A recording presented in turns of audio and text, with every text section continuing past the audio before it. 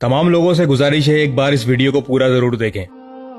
अगर कोई शख्स खड़ा होकर नमाज अदा करने की कुव्वत रखता है और सजदा भी कर सकता है तो वो कुर्सी या जमीन पर बैठकर फर्ज नमाज अदा नहीं कर सकता।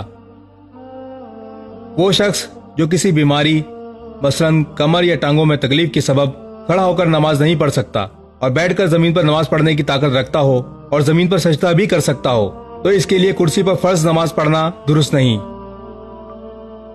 और अगर जमीन पर बैठने के बाद भी जमीन पर सजदा नहीं कर सकता तो इसके लिए जरूरी है कि अपने आगे कोई चीज जो कि जमीन से 9 इंच ऊपर हो इस पर सजदा करे। वाज़ेह रहे कि 9 इंच से जायद ना हो। और अगर जमीन से 9 इंच ऊपर भी सजदा करने की ताकत नहीं रखता तो फिर इशारे से सजदा करने की इजाजत है। अगर कोई शख्स जमीन पर बैठकर भी नमाज अदा नहीं कर सकता तो कुर्सी पर बैठकर नमाज अदा करने की इजाजत है।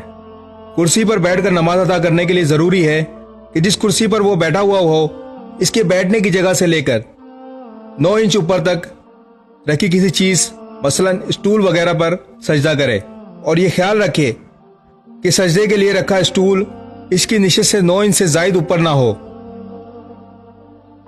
अगर कोई शख्स कुर्सी पर बैठने के बाद भी सजदा करने की ताकत नहीं रखता तो फिर इसे इजाजत है कि वो इशारे से सजदा अदा करे।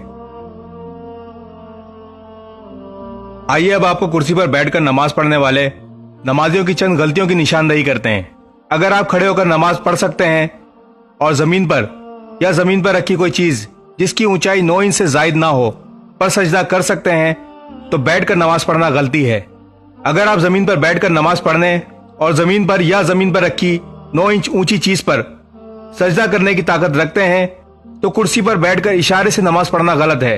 उज़्र की वजह से जब आप कुर्सी पर बैठकर नमाज पढ़ते हैं तो अपनी निशित के बराबर या निशित से 9 इंच ऊंचाई पर रखे स्टूल पर सजदा कर सकते हो तो इशारे से सजदा करना गलत है। जब आप कुर्सी पर बगैर टेक लगाए नमाज अदा कर सकते हैं तो कुर्सी पर टेक लगाकर नमाज अदा करना गलती है।